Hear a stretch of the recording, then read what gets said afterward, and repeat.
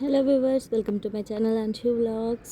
First time మన channel ఎవరైనా చూస్తున్నట్టయితే లైక్ చేయండి, షేర్ చేయండి, సబ్స్క్రైబ్ చేసుకోండి. వీడియో అంతా చూసి లైక్ చేయండి. Good morning guys. నేనైతే పొద్దున్నే అంబలి తాగుతున్నా. రాగి జావా అంటారు కదా, అది ఎంత టేస్టీగా ఉందంటే అంత టేస్టీగా ఉంది. రోజు అలవాటు చేసుకోవాలి. సమ్మర్ కదా, సమ్మర్లో తాగితే మంచిగా బాడీ డిహైడ్రేషన్ ఉంటుంది, హెల్త్ కూడా ఉంటుంది. గ్యాస్ షార్టేజ్ ఏమో కానీ ఇంకా కట్టెల పొయ్యి మీద అన్ని వంటలు అవుతున్నాయి. చిన్న చిన్న వంటలు మాత్రం స్టవ్ మీద చేసుకుంటున్నాం. ఇక్కడైతే వాతావరణం మా సైడ్ పొద్దున్న బాల్కనీలోకి రాగానే పచ్చి పచ్చిగా అన్ని చెట్లు, అంత వాతావరణం చాలా బాగా అనిపిస్తుంది.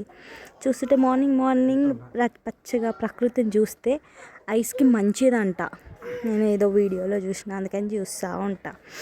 ఇదైతే ముందు రోజు నైట్ది. మా ఆయన నాకు స్పెషల్ చికెన్ బిర్యానీ తీసుకొని వచ్చిండు. ఆకలిస్తుంది అంటే తిన్నా, బట్ కొంచెమే తిన్నా, మొత్తం తినబుద్ధి కాలేదు. ఎందుకో ఇంతకుముందులాగా నేను నాన్ వెజ్ తినలేకపోతున్నా, డైటింగ్ చేస్తున్నా కదా, అందుకేనేమో మరి. కానీ ఏ మాట కామాట బిర్యానీ మాత్రం సూపర్ ఉంది. నార్మల్ బిర్యానీస్ కన్నా నాకు స్పెషల్ చికెన్ బిర్యానీ అంటే చాలా ఇష్టం. ఇక్కడైతే నేను ఒకటి తీసుకున్నాను, చూసేయండి ఏంటది అనేది. ఫోన్ కోసం స్పీకర్ మాట్లాడడానికి అనమాట. 2 స్పీకర్స్ వస్తాయి, మైక్స్ లాగా తీసుకున్నాను. యూట్యూబ్ క్రియేటర్స్కి అయితే చాలా యూస్ఫుల్గా ఉంటుంది. ఎందుకంటే వాయిస్ అంతా క్లియర్గా రావడానికి, లేకపోతే ఏదైనా వీడియో తీస్తుంటే నాయిస్ కట్ చేయడానికి అండ్ క్లియర్ వాయిస్ రావడానికి, దూరం ఉన్న వీడియోస్కి మనం వాయిస్ చూసడానికి బాగుంది. ఇదైతే మైక్స్ 2 వచ్చినాయి, రిసీవర్ ఒకటి వచ్చింది, అండ్ కనెక్టర్ ఛార్జింగ్ పెట్టుకోవడానికి సపరేట్ 2 వచ్చినాయి. ఒకటి యాపిల్ది అండ్ ఇంకొకటి నార్మల్ పిన్ అనమాట. ఏదైనా పెట్టుకోవచ్చు మనం ఛార్జింగ్ రెండింటికైతే. ఇక్కడైతే 2 మైక్స్ వచ్చినాయి. ఈ మైక్స్ పైన ఇట్లా కుక్కబొచ్చిలాగా వచ్చింది కదా, అదైతే భలే బాగుంది. వచ్చిన రోజే మా చిన్నోడు అయితే మొత్తం నోట్లో పెట్టుకొని అది కంపు చేసేసిండు. ఇదైతే ఛార్జర్ అనమాట, ఇట్లా పెట్టుకోవచ్చు మనము. రిసీవర్ ఇది కూడా పెట్టుకోవచ్చు. దేనికంటే ఇప్పుడు కొందరికి ఐఫోన్స్ ఉంటే కొందరికి ఉండవు కదా, సో దీనికి రెండింటికి యూజ్ అవుతుంది అనమాట. ఇక్కడ నేను చదువుతుంటే మా చిన్నోడు చూడండి, ఏం తీసా మమ్మీ అనుకొని గుంజుకుంటున్నాడు. ఇక్కడైతే బీరకాయ కర్రీ, పప్పు, అన్నం తింటున్నాను నేను మార్నింగ్.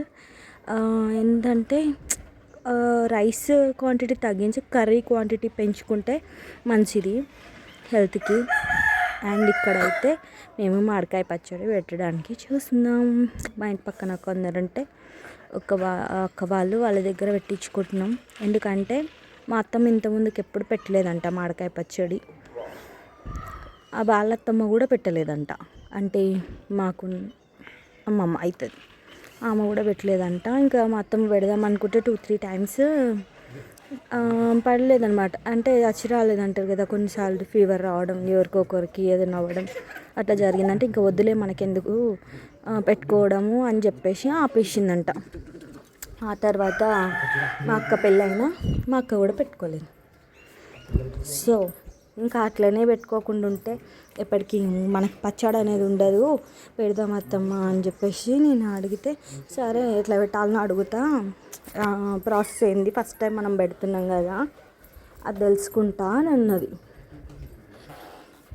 అయితే మనం ఫస్ట్ టైం పచ్చడి పెట్టుకోవాల్సి వస్తే, వంతెన లేకపోతే, అంటే ఇదివరకు మన వాళ్ళు ఎవ్వరు పెట్టకపోతే వేరే వాళ్ళ ఇంట్లో ఎవరింట్లోనైనా పచ్చడి పెట్టించుకొని 1 వీక్ వాళ్ళ ఇంట్లోనే ఉంచి తర్వాత అయితే మనము తెచ్చుకోవాలంట మన ఇంటికి. ఆ తర్వాత నెక్స్ట్ ఇయర్ మనం కూడా పెట్టుకోవచ్చు అంట పచ్చడి. అందుకే నేను మా ఆయన అయితే అన్ని సామాన్లు కొనుక్కొచ్చి, ఇంకా మా ఇంటి వెనకాల ఒక అక్క ఉంటుంది, ఇంకా ఇక్కడైతే మేము అన్ని సామాన్లు తీసుకొచ్చి అక్కకి ఇచ్చినాం. ముందు ఆయిల్ అయితే కాగబెట్టి పెట్టింది. ఆ అంకుల్ ఉంటాడు కదా, ఆయన అయితే మామిడికాయలు కొట్టిండు. నేనైతే అందులో ఇట్లా పొట్టులాగా వస్తుంది కదా జీడికి, అదంతా తీసేసి నీట్గా తుడిచిన అనమాట. మేము వెళ్ళింది అరౌండ్ 4:30-5 అట్లా వెళ్తే చీకటి అయిపోయింది. అన్నీ అయితే అక్క రెడీ చేసి పెట్టింది అనమాట.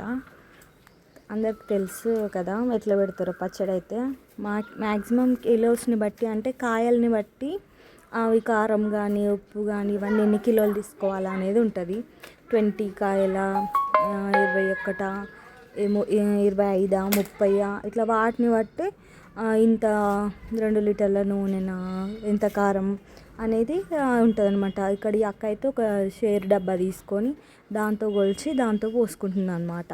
మేమైతే 30 కాయలతో ఒక పెట్టించినాము. అందులో 2 కాయలు అయితే ఫుల్ మక్కిపోయినాయి, తీసి అక్కడ వేసేసినాం. ఇంకా ఫస్ట్ పికిల్ పెట్టేటప్పుడు మెయిన్ మనకి ఇంపార్టెంట్ కాయలే. మా ఆయన అయితే కొన్ని మక్కినవి కూడా పట్టుకొని వచ్చిండు, ఆయన ఫస్ట్ టైం పోయిండు కదా.